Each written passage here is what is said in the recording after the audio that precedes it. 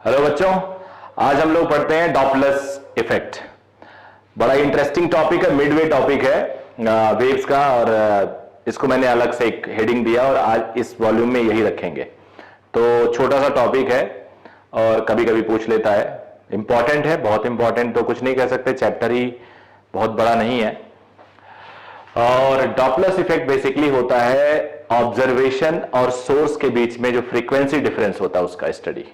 जैसे कि मान लो एक कोई साउंड सोर्स है, वो फ्रीक्वेंसी प्रोड्यूस कर रहा है, बोलने की फ्रीक्वेंसी सपोज करो 10 हर्ट्ज प्रोड्यूस कर रहा है, और आप उसकी तरफ भागे जा रहे हो तो आपको कुछ सुनाई दे रहा है, आप उससे दूर जा रहे हो तो कुछ और सुनाई दे रहा है। तो ये डिफरेंस इन फ्रीक्वेंसी है because of the relative motion between source and observer, इसी को स्टडी करते हैं डॉपलर्स इफेक्ट में। तो मैंने लिख भी दिया है, whenever there is a relative motion between source and observer, then frequency produced by the source is different as frequency received by the observer. The study of difference in frequency is called Doppler's effect. तो मान लेते हैं, start करता हूं मैं, मान लेते हैं कि ये एक ऑब्जर्वर है, यहां पे एक सोर्स है, और लेट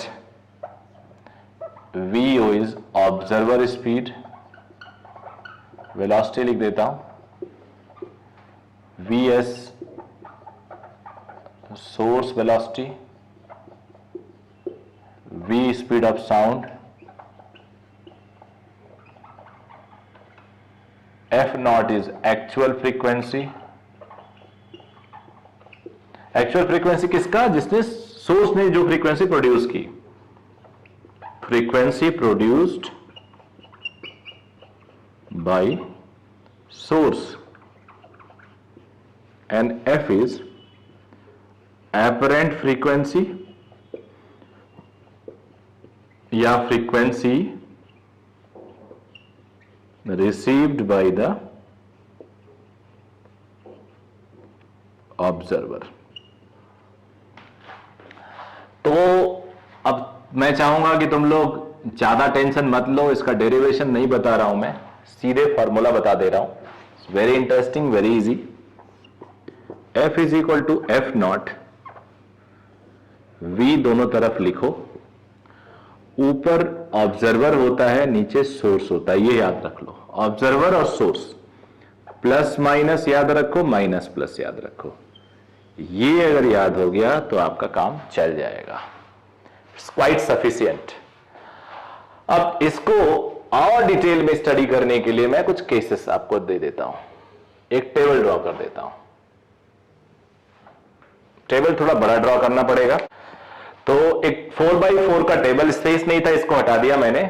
अब ये इस टेबल में एक तरफ ऑब्जर्वर ले लेते हैं, एक तरफ सोर्स ले लेते हैं। ऐसा करता हूं, ऑब्जर्वर ऊपर ले लेता हूं, वो आपकी चॉइस है। ऑब्जर्वर ले लिया, इधर सोर्स ले लेता हूं। एक केस हो सकता है जो क्वाइट ऑब्वियस है, ऑब्जर्वर इज एट रेस्ट, बड़ा ही नॉर्मल सा केस। सेकेंड केस हो सकता है observer is moving towards source. एक केस हो सकता है observer is moving away from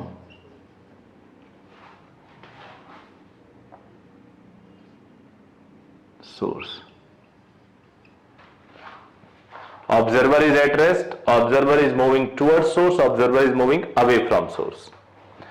तो तीन केस के सिवा कोई केस नहीं हो सकता, आप सोचो चाहो तो। सोर्स के साथ भी यही, source is at rest. Second क्या हो सकता है? Source is moving towards observer. फिर source is moving away from observer. अब बेटा कुछ करना नहीं, आपको वैल्यूज देखनी है। एफ नॉट, सब में एक बॉक्स बना देते हैं, देखना कितना इजी होने वाला है।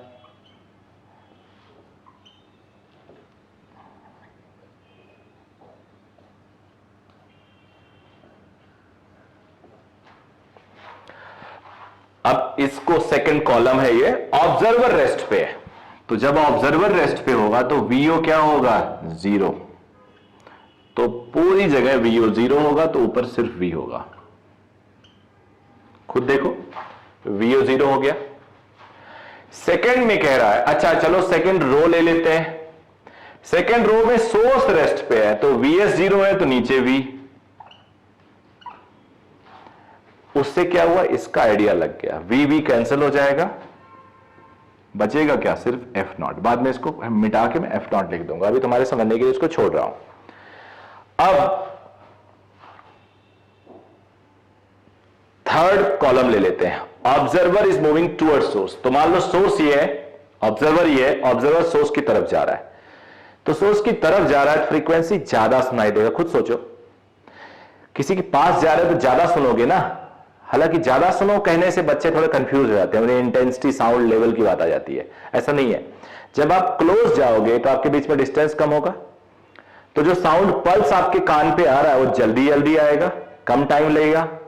तो साउंड आके आने का टाइम कम लगेगा और उसका रिवर्स होता है, फ्रीक्वेंसी टाइम कम लगेगा तो रिवर्स फ्रीक्वेंसी ज्यादा हो जाएगी। तो जब आप सोर्स के क्लोज जाते हो तो रिसीव मोर फ्रीक्वेंसी, ज्यादा फ्रीक्वेंसी होता है। तो ज्यादा फ्रीक्वेंसी के लिए ऊपर प्लस चाहिए, तो पूरे केस में observer is moving toward source, तो प्लस।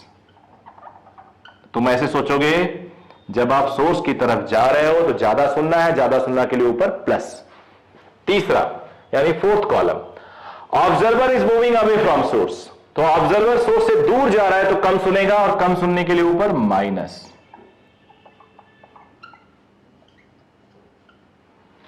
तो थर्ड और फोर्थ कॉलम आई होप आपको क्लियर हो गया होगा। अब आ जाते हैं थर्ड रो, सोर्स ऑब्जर्वर की तरफ जा रहा है खुद, तो ऐसे में क्या होगा, ऑब्जर्वर को ज्यादा सुनाई देगा, और ज्यादा सुनने के लिए बिकॉज सोर्स ऑब्जर्वर के पास जा रहा है, डिस्टेंस कम हो गया, टाइम कम लगेगा, फ्रीक्वेंसी बढ़ जाएगी। तो अगर सोर्स ऑब्जर्वर के पास जाएगा और ज्यादा सुनना है, तो ज्यादा सुनने के लिए डिनोमिनेटर में कम चीज चाहिए, माइनस साइन चाहिए। ज्यादा सुनने के लिए न्यूमरेटर में प्लस, डिनोमिनेटर में माइनस।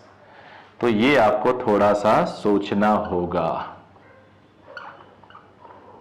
और तीसरा केस बनता है जो फोर्थ रो में, source is moving away, source observer से दूर जा रहा है, तो दूर जाने पे उसे कम सुनाई देगा, और कम के लिए नीचे वाली क्वांटिटी बड़ी चाहिए। तो अब इससे ज्यादा कोई केस बनता ही नहीं है। पहला वाला हटा देता हूं, दोनों रेस्ट पे हैं, तो दोनों में रिलेटिव मोशन 0 है, और रिलेटिव मोशन 0 है तो एक्चुअल सुनाई देगा। एक बार अच्छे इस टेबल को देखिए। अब इस टेबल पे हमें थोड़ा वर्क करना है। मैं इसमें कुछ केसेस ले रहा हूं जिसको आपको समझना है। एक केस तो मैं ये ले लेता हूं, सिंगल स्टार ड्रॉ कर देता हूं। एक केस मैं ये ले लेता हूं, डबल स्टार ड्रॉ कर देता हूं। एक केस ये लेता हूं, हैच या डॉलर टाइप बना देता हूं, और यहां पे डबल साइन ऐसे डॉलर टाइप का। अब सिंगल स्टार क्या कहता है, सिंगल स्टार कहता है observer is moving towards source, source is moving towards observer. तो ऐसे केस में दोनों एक दूसरे की तरफ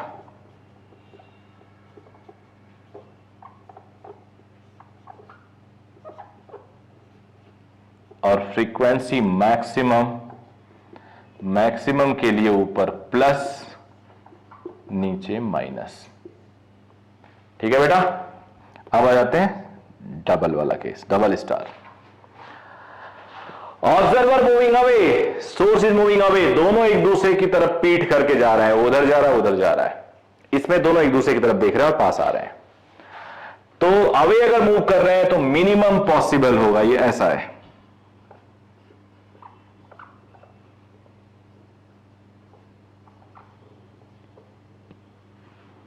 ये होगा।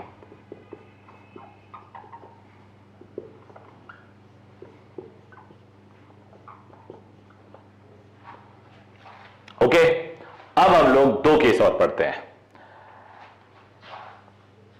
लास्ट वाला जो उधर मैंने यहां लिख देता हूं, पेन चेंज करने की कोशिश करता हूं।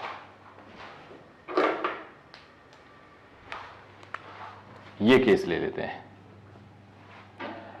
इस केस को जरा ध्यान से देखो। Observer moving away from source, source is moving towards observer. Source है, ऑब्जर्वर है। सोर्स कह रहा कहां जा रहे हो, ऑब्जर्वर कह रहा है मैं कहीं दूर जा रहा हूं। और इस केस में जो फ्रीक्वेंसी है ये दूर जा रहा है तो माइनस, कम सुनाई देगा। ये पास आ रहा है तो ज्यादा सुनने के लिए नीचे माइनस। बट एक इंटरेस्टिंग बात है, अगर यहां पे V is equal to VO is equal to VS, दोनों जिस स्पीड से ये दूर जा रहा है उस स्पीड से पास जा रहा है, तो क्या होगा, रिलेटिव वेलोसिटी जीरो हो जाएगी। तो रिलेटिव वेलोसिटी जीरो हो जाएगी और वो और VO और VS इक्वल है तो ये कैंसिल भी हो जाएगा और F is equal to F0 आ जाएगा। ध्यान से सोचिएगा बच्चे, मैं सोर्स हूं और वो ऑब्जर्वर है। मैं सोर्स की तरफ जा रहा हूं, ऑब्जर्वर दूर जा रहा है मेरे से। मैं 5 मीटर पर सेकंड से चल रहा हूं, वो भी 5 मीटर पर सेकंड से चल रहा है। तो हमारी रिलेटिव वेलोसिटी जीरो है, सेम डायरेक्शन में हम लोग हैं, तो हमें रियल सुनाई देगा। देखो ये कैंसिल हो जाएगा, VO और VS अगर बराबर है तो ये कैंसिल हो जाएगा और एक्चुअल सुनाई देगा। ठीक है बेटा। अब एक केस और होता है, उसके लिए मेरे पास अब स्पेस बचा नहीं, इसी स्पेस को यूज कर लूंगा मैं। ओरिजिनल जो फॉर्मूला है याद हो गया होगा आपको।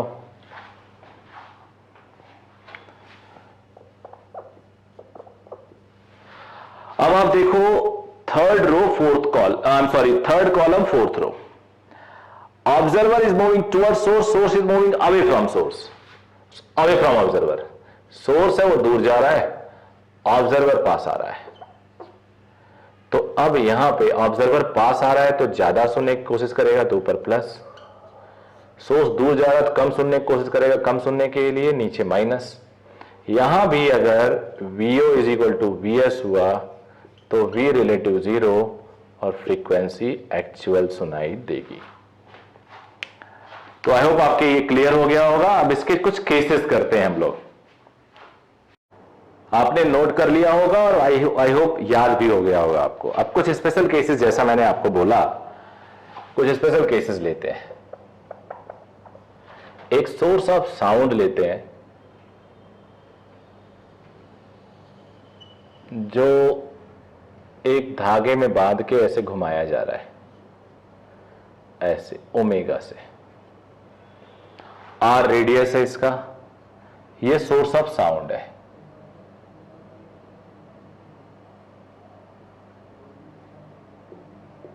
एन ऑब्जर्वर काफी दूर है,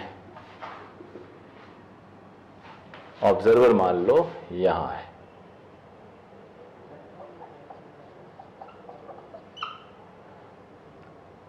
at very far distance,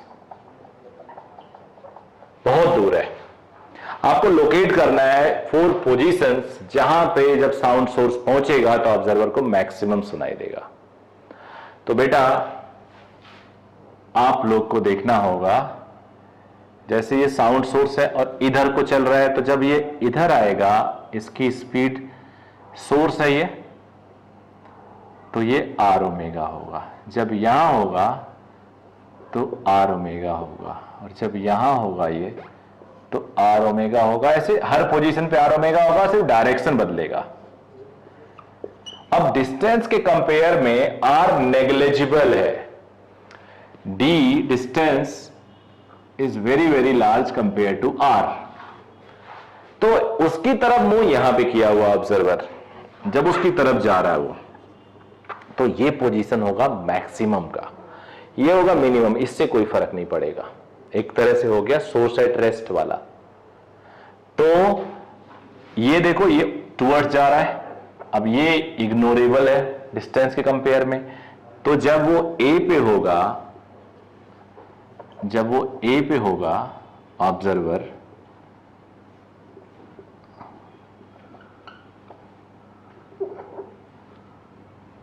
eight A, at source at A, तो होगा F0, ऑब्जर्वर रेस्ट पे है, V टूवर्ड्स है, R ओमेगा। ठीक है बेटा। जब वो B होगा, सोर्स एट B,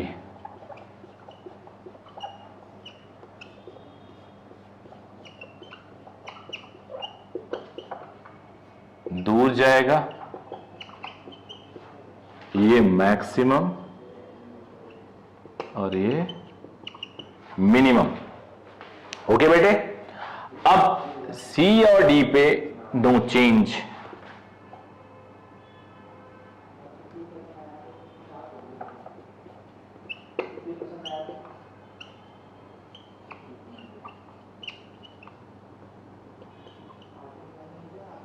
तो एक केस हुआ।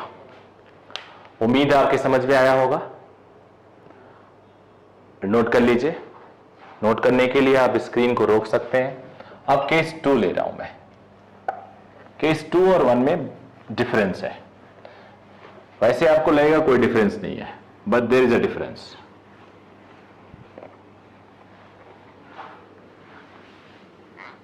नोट्स आपके प्रॉपर होने चाहिए।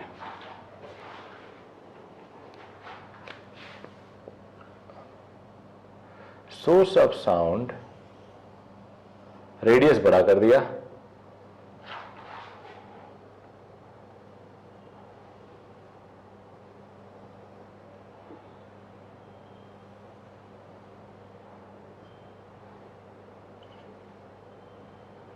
ऐसे अगेन घुमाया जा रहा है। ऑब्जर्वर यहां है,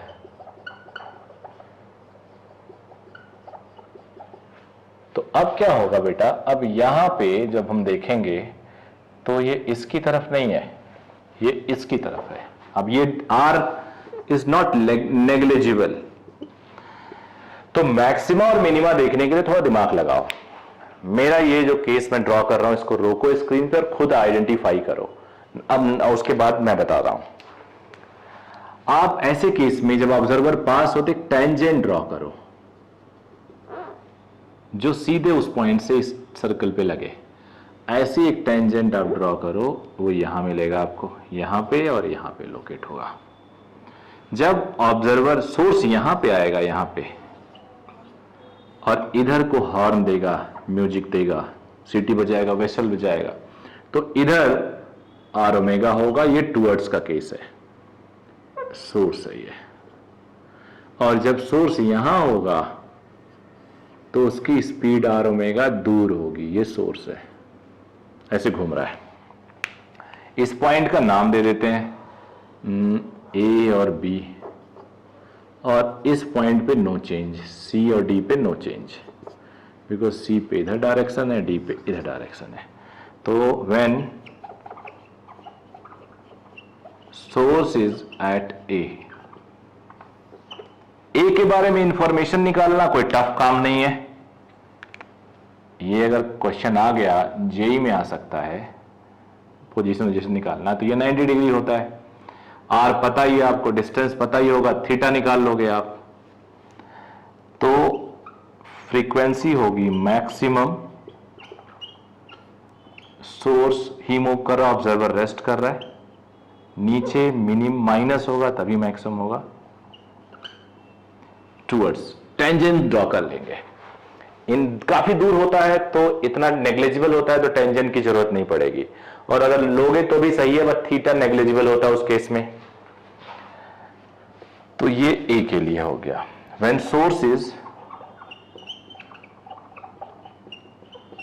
एट बी, तो दूर जा रहा ऑब्जर्वर से सोर्स, दूर के लिए कम, नीचे plus. And when source is at C and D,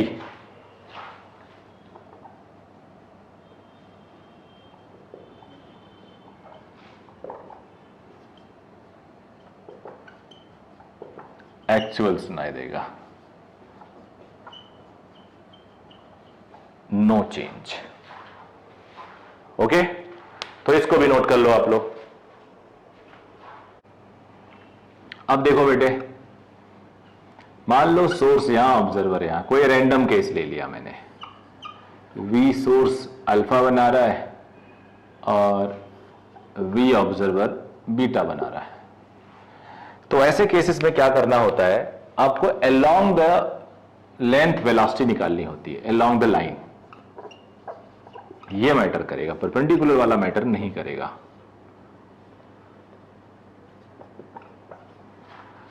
long वाला मैटर करेगा, ये वाला नहीं।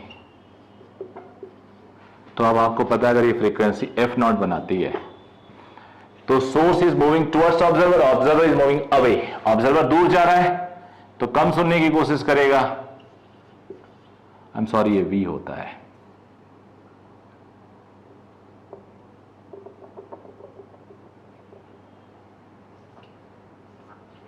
सोर्स पास में आ रहा है तो आपको ज्यादा सुनने की कोशिश कर रहा है, ज्यादा के लिए नीचे माइनस होता है। ये केस बन गया। एक और केस ले लेते हैं इसी का। ऑब्जर्वर सोर्स मान लो और ऑब्जर्वर मान लो।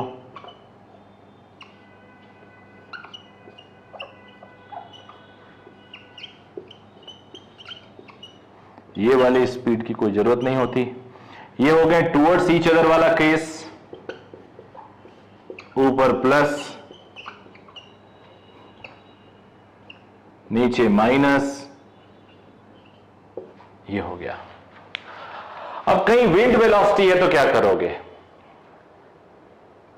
Wind velocity speed of sound में ऐड हो जाएगी। अगर उसी डायरेक्शन में है तो उस तरह से आप विंड वेलोसिटी के केसेस भी निकाल सकते हो। देख सकते हो विंड वेलोसिटी किसको सपोर्ट कर रही है, बट ज्यादा क्वेश्चन इससे आपको नहीं मिलेंगे। एक जो इंपॉर्टेंट केस बनता है वो बनता है ग्राफ बनाने का, कि फ्रीक्वेंसी का ग्राफ कैसे बनेगा वो मैं बता देता हूं।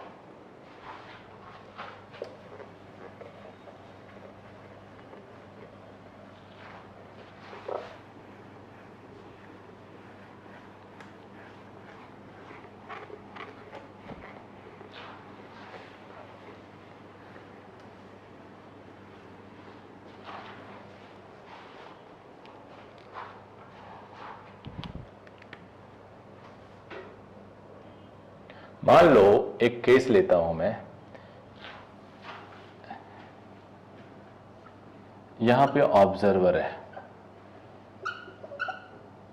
एक ऑब्जर्वर ये है, एक ऑब्जर्वर ये है। ये कोई सपोज करो सोर्स आ रहे, ट्रेन मान लो,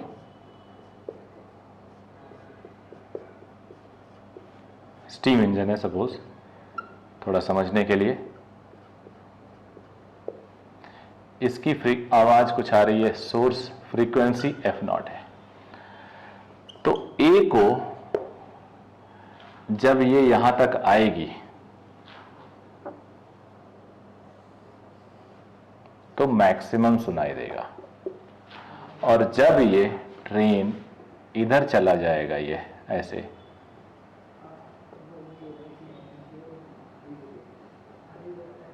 समझ पा रहे हो? ट्रेन आई और बगल से चली गई, मत सोचना है कि उसको तो कुचल देगी, ऐसा मत सोचना, हट जाएगा उस टाइम, ये मिनिमम सुनाई देगा। एफ मैक्सिमम होगा, ऑब्जर्वर रेस्ट पे है, और एफ मिनिमम सुनाई देगा। और इसका हम ग्राफ प्लॉट करें टाइम के साथ। मान लो ये एक्चुअल फ्रीक्वेंसी है,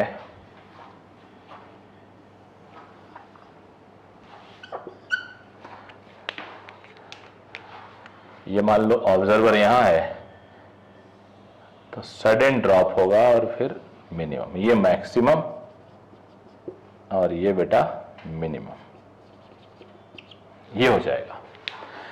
ट्रेन जब तक उसके पास आएगी बढ़ेगा घटेगा नहीं, है साउंड नहीं सुन रहे हैं, फ्रीक्वेंसी, स्पीड कांस्टेंट है तो फ्रीक्वेंसी यहां तक maximum, because source is coming towards observer. इसके इमीडिएटली बाद source is moving away from observer, तो सडन ड्रॉप हो जाएगा। तो ये फ्रीक्वेंसी का कर्व है।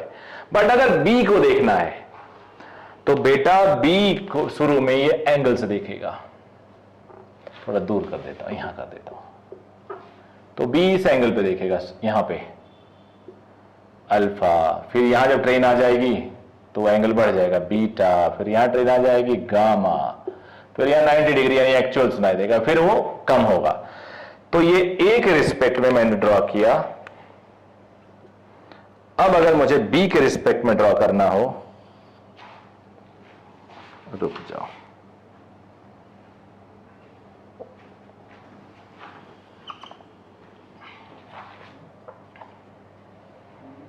ये एक्चुअल है,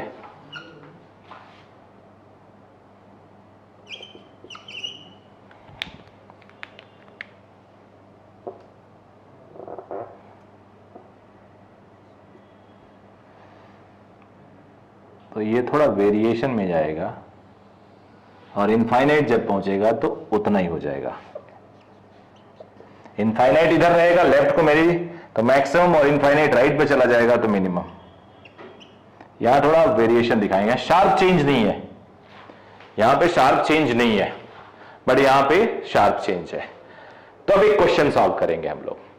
अगर एक क्वेश्चन सॉल्व करेंगे हम लोग, और अगर आपने वो सही कर दिया तो वही क्वेश्चन एग्जैक्टली जेई में आया हुआ है, जेई और नीट में थोड़ा सा बदल के, और वो क्वेश्चन मैं कई सालों से करा रहा हूं, तो थोड़ा सा चेंज होके पूछा जाता है, कई बार एग्जैक्टली वही आ जाता है, और कुछ कुछ टाइम तो देखा गया है न्यूमेरिकल वैल्यू भी वही आ जाती है।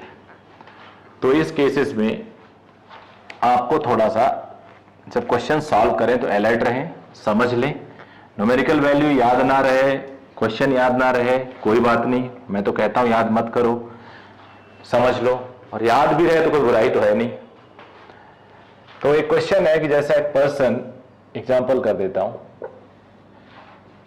एक पर्सन जा रहा, मान लो एक फिक्स्ड पहाड़ी से, ऐसे हिल है, माउंटेन है,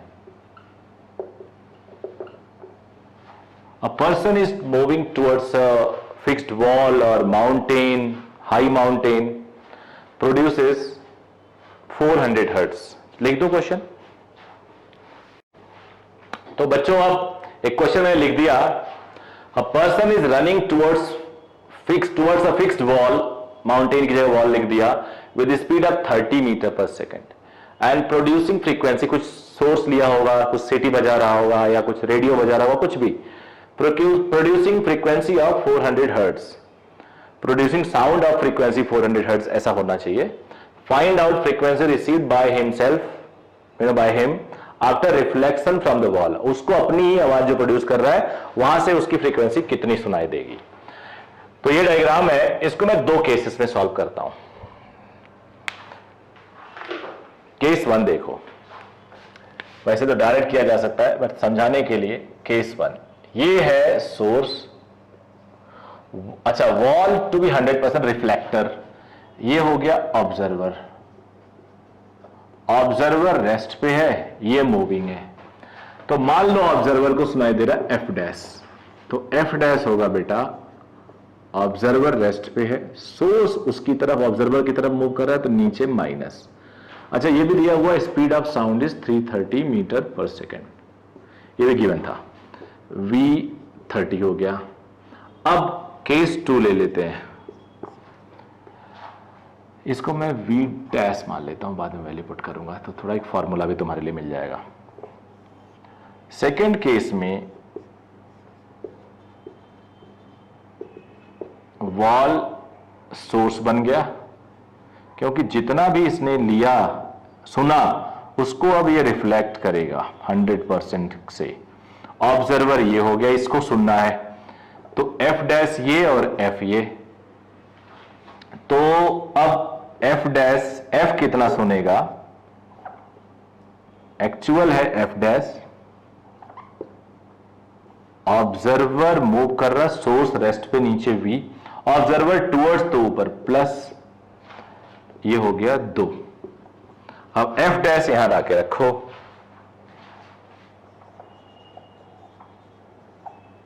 F is equal to, F dash है F not V upon V minus V dash, और ये है V plus V dash upon V, V से वी कैंसिल हो गया।